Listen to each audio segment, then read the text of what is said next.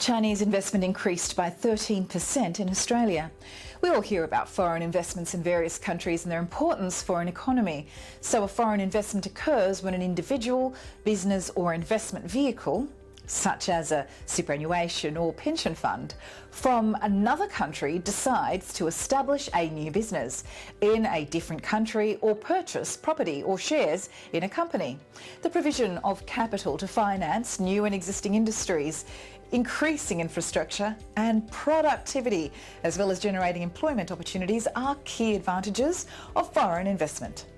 Please subscribe to the channel. Sage here for Kalkine Media. Regarding direct foreign inward investment, Australia ranks 14th globally.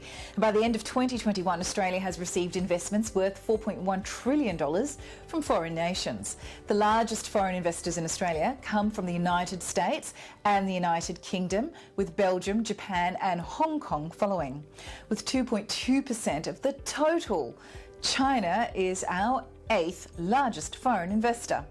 However, over the past 10 years, both Chinese and Hong Kong, SAR of China, investment levels have increased dramatically in Australia. According to the Australian Government Department of Foreign Affairs and Trade, or DFAT, there has been a 13% increase in China's investment in Australia from 2020 to 2021.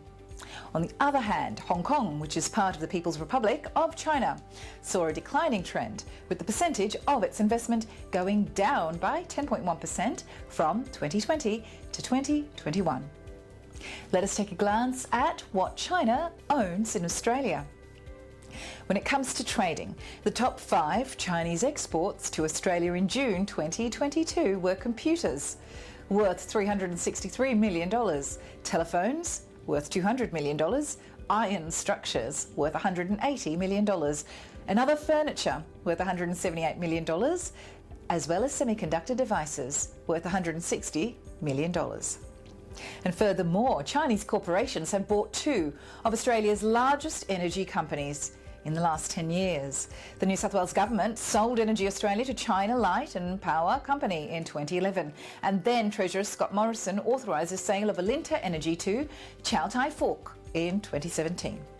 Regarding infrastructure, the Chinese company Landbridge Group successfully bid over $500 million for a 99-year lease of Darwin Port in 2015, and $1.75 billion for a 98-year lease of the Port of Newcastle, the largest coal port in the world, back in 2014.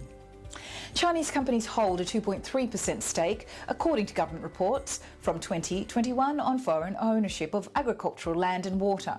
Also, China owns 1.5% of the total water entitlement for Australia, making it the 3rd largest investor after Canada and the United States.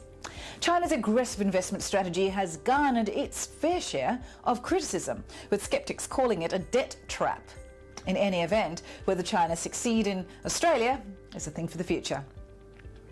If you like this information, please give it a like, share, comment on the video below and subscribe to the channel. If you press the bell icon, you'll be notified of the most recent videos from Kalkine. But for more articles, do head to the website. It's kalkinemedia.com. My name's Sage for Kalkine Media.